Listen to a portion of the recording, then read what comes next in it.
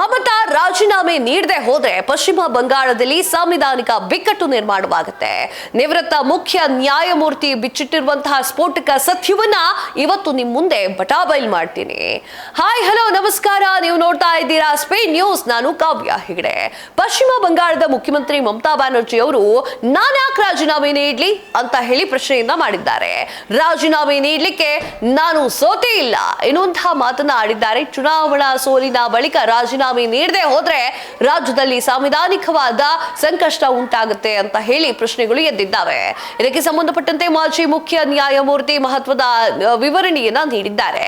ಈ ವಿಷಯವು ಇತ್ತೀಚೆಗೆ ಚುನಾವಣಾ ಫಲಿತಾಂಶಗಳ ಹಿನ್ನೆಲೆಯಲ್ಲಿ ಹೆಚ್ಚು ಚರ್ಚೆಗೆ ಕಾರಣವಾಗಿದೆ. ಹಿನ್ನಡೆ ಅನುಭವಿಸಿದಂತಹ ಟಿಎಂಸಿ 2026ರ ಪಶ್ಚಿಮ ಬಂಗಾಳ ವಿಧಾನಸಭೆ ಚುನಾವಣೆಯಲ್ಲಿ ಭಾರತೀಯ ಜನತಾ ಪಾರ್ಟಿ ಭಾರಿ ಬಹುಮತವನ್ನ ಪಡೆದುಕೊಂಡಿದೆ ಅಂತ ಹೇಳಿ ವರದಿಗಳು ಹೇಳುತ್ತೆ. ಇದರಿಂದ ಟಿಎಂಸಿ ಪಕ್ಷದ ನೇತೃತ್ವದ ಸರ್ಕಾರಕ್ಕೆ ದೊಡ್ಡ ಹಿನ್ನಡೆ ಆಗುತ್ತೆ. ಆದ್ರೂ ಕೂಡ ಮಮತಾ ಬ್ಯಾನರ್ಜಿ ಅವರು ಸೋಲನ್ನು ಒಪ್ಪಿಕೊಳ್ಳದೆ ರಾಜೀನಾಮೆ ನೀಡೋದಿಲ್ಲ ಅಂತ ಹೇಳ್ತಾ ಇದ್ದಾರೆ. ಇದು ಈಗ ಚರ್ಚೆಗೆ ಗ್ರಾಸವಾಗ್ತಾ ಇದೆ.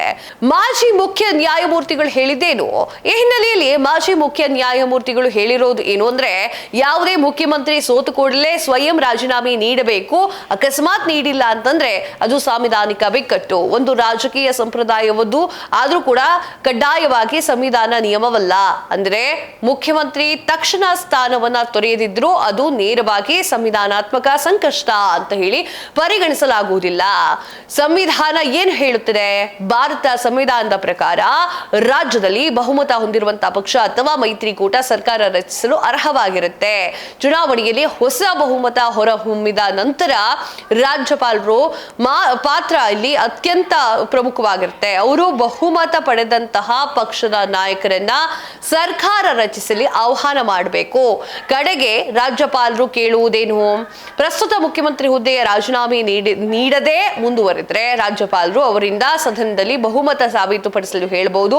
ಈ ಪ್ರಕ್ರಿಯೆಯಲ್ಲಿ ಫ್ಲೋರ್ ಟೆಸ್ಟ್ ಅಂತ ಹೇಳಿ ಕರೀತಾರೆ. ಮುಖ್ಯಮಂತ್ರಿಗೆ ಬಹುಮತ ಇಲ್ಲ ಅಂತ ಸ್ಪಷ್ಟವಾದ್ರೆ ರಾಜ್ಯಪಾಲರು ಅವರನ್ನ ಸ್ಥಾನದಿಂದ ತೆಗೆದು ಹಾಕುವಂತಹ ಅಧಿಕಾರವನ್ನ ಹೊಂದಿರ್ತಾರೆ.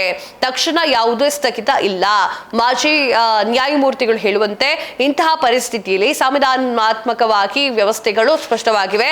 ಇದರಿಂದ ತಕ್ಷಣವೇ ಯಾವುದೇ ಅಸ್ಪಷ್ಟತೆ ಅಥವಾ ಆಡಳಿತ ಸ್ಥಗಿತ ಉಂಟಾಗೋದಿಲ್ಲ ಎನ್ನುವಂತಹ ವಿಚಾರವನ್ನ ಹೇಳಿದ್ದಾರೆ. ಮಮತಾ ಬ್ಯಾನರ್ಜಿ ಅವರ ಆರೋಪವನ್ನ ಈಗ ಕೇಳಬೇಕು ನೀವು. ಮಮತಾ ಬ್ಯಾನರ್ಜಿ ಅವರು ಚುನಾವಣೆಯಲ್ಲಿ ಅಕ್ರಮ ನಡೆದಿದೆ ಅಂತ ಹೇಳಿ ಆರೋಪ ಮಾಡಿದ್ದಾರೆ. ಕಾನೂನು ಹೋರಾಟ ನಡೆಸ್ತೀನಿ ಅಂತ ಹೇಳಿದ್ದಾರೆ. ಇದು ವಿಚಾರಗಳನ್ನ ಇನ್ನಷ್ಟು ಗಂಭೀರ ಮಾಡಿದೆ.